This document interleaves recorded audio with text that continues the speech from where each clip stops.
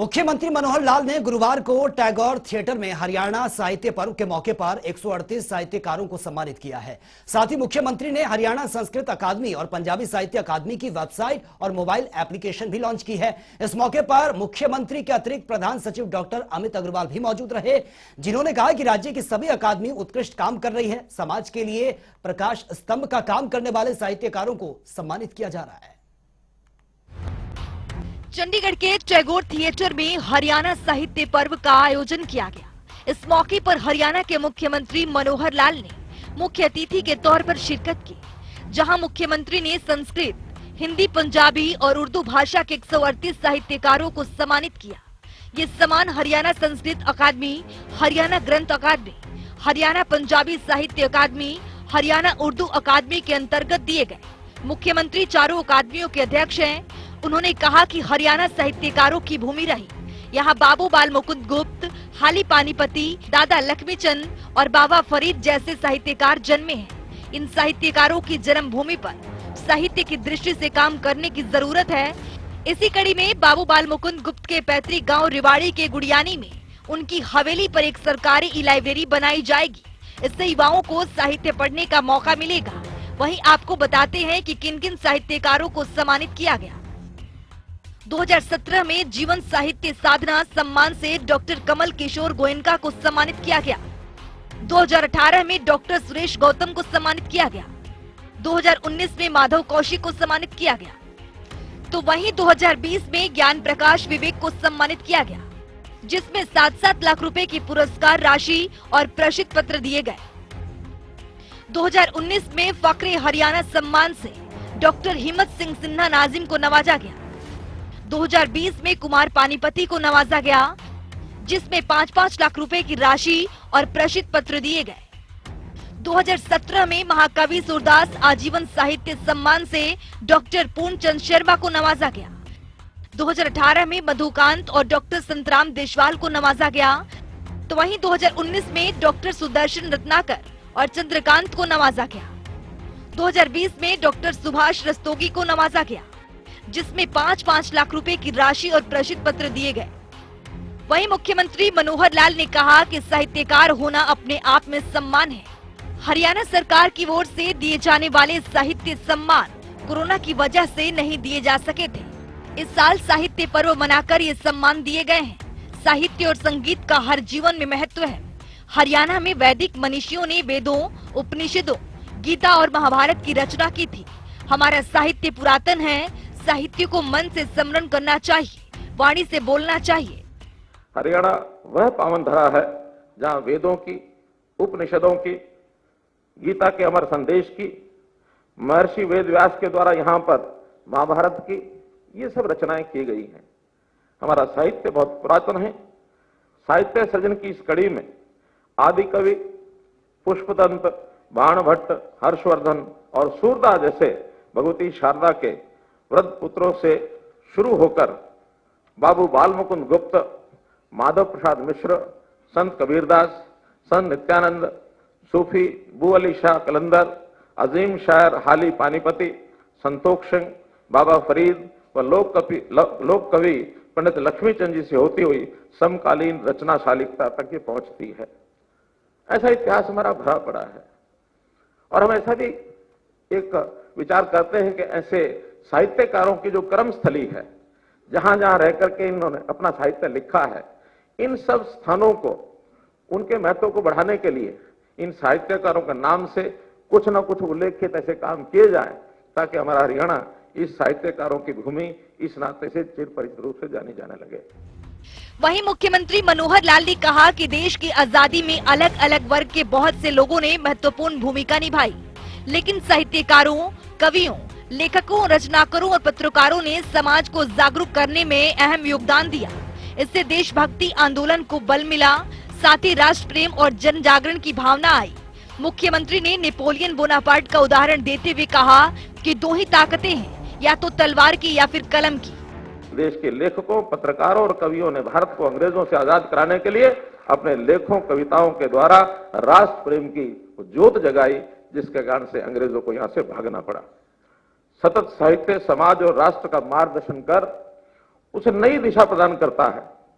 Napoleon Bonaparte ने भी कहा है, दुनिया में दो ही ताकतें हैं, दुनिया में दो ही ताकतें हैं, तलवार और लेखनी। या तो तलवार है वो एक, यानी जिसको कहना चाहिए शस्त्र है, और एक लेखनी है जो शास्त्र को रूप देती है। तो शस्त्र और शास्त्र दोनों अपना में बड़ी ताकतें हैं, ये हमारे नेपोलियन बोनापार्ट ने कहा।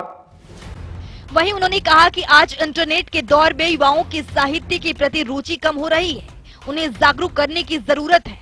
साहित्य अकादमी के माध्यम से गांव-गांव में जाकर लोगों को प्रेरित किया जा रहा है।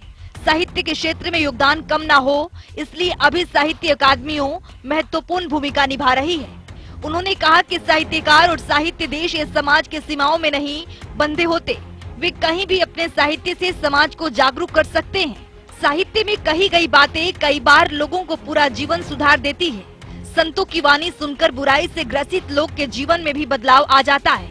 मोबाइल और इंटरनेट के इस युग में आज के युवाओं की रुचि कुछ साहित्य में कम हो रही है, लेकिन आज साहित्य पठन पाठन की संस्कृति विकसित करने की जरूरत है। इस तरह के आयोजनों से साहित्य सर्जन को बढ़ावा मिलता है। हमने हरियाणा सरकार की ओर से भी बहुत ऐसे प्रयत्न, जैसे हरियाणा कला परिषद के माध्यम से नए नए जितने भी रचनाकार हैं, साहित्यकार हैं, लोकगीतकार हैं, उनको सबको अवसर देते हैं कि गांव-गांव में जाकर के और लोगों को जागृत करने के लिए कला के माध्यम से और हम आगे बढ़ें। और कला और साहित्य का तो अपना एक संगम है, बिना साहित्य के कला भी आगे बढ़ नहीं सकती है। हमें गर्व है कि हरियाणा जहां वीर भूमि के नाम से प्रसिद्ध है, वहीं साहित्य के क्षेत्र में भी इसका योगदान कम नहीं है। इस प्रदेश की माटी को संस्कृत, उर्दू और हिंदी भाषाओं की महान विभूतियों की जन्मस्थली होने का गौरव प्राप्त। वहीं मुख्यमंत्री मनोहर लाल ने कहा कि हरियाणा सरकार साहित्य के सृजन को बढ़ावा दे रही है। अकादमियों की ओर से पुस्तकों के प्रकाशन के लिए अनुदान दिया जा रहा है। इसके अलावा अच्छी रचनाओं को पाठ्यक्रम में भी शामिल किया जाता है। उन्होंने साहित्यकारों से अपील करते हुए कहा कि साहित्य की लौ धीमी नहीं होनी चाहिए। ज्ञान शब्दकोश रचनाओं से समाज में जन जागरण करे, राष्ट्रीय और अंतर्राष्ट्रीय स्तर पर अपनी पहचान बनाए। मैं अभी सभी रचनाकारों से अपील करता हूं कि अपने साहित्य के माध्यम से हमेशा समाज और मानव संस्कृति का उचित मार्गदर्शन करें और राष्ट्रीय ही नहीं अंतर्राष्ट्रीय स्तर पर भी अपनी पहचान दर्ज कराएं। अंतर्राष्ट्रीय स्तर पर भी हमको भी वहां जाकर के अपनी बात कहनी चाहिए, क्योंकि इस देश का जो साहित्य है, इस देश की समाज के जो संस्कार हैं, बहुत प्राचीन भी हैं और दुनिया में कहीं इस प्रकार के संस्कार हैं भी नहीं। हम अगर याद करें कि शिकागो में स्वामी विवेकानंद जी ने जब वहां भाषण अपना शुरू किया, तो उनकी पहली पंक्ति के पहले दो शब्द वो हरियाणा, जो भारत की जो संस्कृति है, उसको उद्घोषित करने वाले थे। अपना भाषण शुरू करने से पहले उन्होंने क्या कहा था? मेरे अमेरिकन भाई और बहनों, यही तो कहा था। यानी मेरे अमेरिकन भाई और बहनों, ये अमेरिका के विश्व के लोगों को यह लगा कि ये कैसा आदमी जो अमेरिका के लोग इतनी दूर बैठे उनको भी अपना भाई और बहन संबोधित कर रहा है, क्योंकि पाश्चात्य सभ्यता में ये नहीं है। इस मौके पर मुख्यमंत्री के अतिरिक्त प्रधान सचिव डॉक्टर अमित अग्रवाल ने कहा कि राज्य के सभी अकादमी उत्कृष्ट काम कर रही है। समाज के लिए प्रकाश स्तंभ का काम करने वाले साहित्यकारों को सम्मानित किया जा रहा है। उन्होंने कहा कि साहित्यकारों के प्रति मुख्यमंत्री का अगाध प्रेम है। आज समाज के लिए प्रकाश स्तंभ का काम करने वाले साहित्यकारों को माननीय मुख्यमंत्री जी के कर कमलों से सम्मानित किया जा रहा है। अपनी तमाम व्यस्तताओं से समय निकालकर माननीय मुख्यमंत्री जी ने इस कार्यक्रम की शोभा बढ़ाई है। वो इस बात का परिचायक है कि आपके मन में साहित्यकारों के प्रति अगाध प्रेम और स्नेह है। मैं माननीय मुख्यमंत्री जी का पुनः इस कार्यक्रम में हार्दिक स्वागत अभिनंदन करता हूं। साथ ही यहां सम्मानित होने वाले समस्त हमारे जो बुद्धिजीवी यहां मौजूद हैं, उन सबको बहुत बहुत बधाई और शुभकामनाएं भी देता हूं। माननीय मुख्यमंत्री जी, आप हरियाणा की साहित्य अकादमियों के अध्यक्ष भी हैं। आपके मार्गदर्शन में राज्य में साहित्य को बढ़ावा देने के लिए सभी अकादमियां बहुत ही उल्लेखनीय कार्य कर रही हैं। अकादमियां आपके मार्गदर्शन में समय समय पर कई तरह के कार्यक्रम आयोजित करती रहती हैं। अक्टूबर 20 में आपने अकादमी परिसर में सूर्य कवि संत सूरदास जी, महान साहित्यकार व पत्रकार बाबू बाल मुकुंद गुप्त जी और लोक कवि पंडित लक्ष्मी चंद्र जी की प्रतिमाओं का अनावरण किया था। अगस्त 19 में आपने उर्दू साहित्यकार सम्मान समारोह में शिरकत कर शायरों और कलमकारों की हौसला अफजाई की थी। इसी तरह मार्च 17 में पंचकुला में हरियाणा साहित्य संगम आयोजित किया गया था। मेरा मानना है कि समाज के निर्माण में जितना योगदान विज्ञान एवं प्रौद्योगिकी का होता है, उतना ही योगदान साहित्य एवं संस्कृति का भी है। प्रदेश की समृद्ध साहित्यिक एवं सांस्कृतिक परंपरा को मजबूत करने के लिए राज्य सरकार माननीय मुख्यमंत्री जी के नेतृत्व में साहित्यकारों और विशेषकर युवा लेखकों के लिए अनेक योजनाएं चला रही है। वहीं मुख्यमंत्री ने हरियाणा साहित्य पर्व के सफल आयोजन पर डॉक्टर अमित अग्रवाल और हरियाणा उर्दू अकादमी के उपाध्यक्ष डॉक्टर चंद्र त्रिखा को बधाई दी। इस मौके पर मुख्यमंत्री के प्रधान सचिव उमाशंकर और हरियाणा संस्कृत अकादमी के उपाध्यक्ष डॉक्टर दिनेश शास्त्री, हरियाणा ग्रंथ अकादमी के उपाध्यक्ष डॉक्टर वीरेंद्र चौहान, हरियाणा पंजाबी साहित्य अकादमी के उपाध्यक्ष गुरमिंदर सिंह धमीजा और प्रदेश भर से आए सभी साहित्यकार, उनके परिजन और वरिष्ठ अधिकारी मौजूद रहे। जनता टीवी के लिए चंडीगढ़ से पवन सिवर की रिपोर्ट।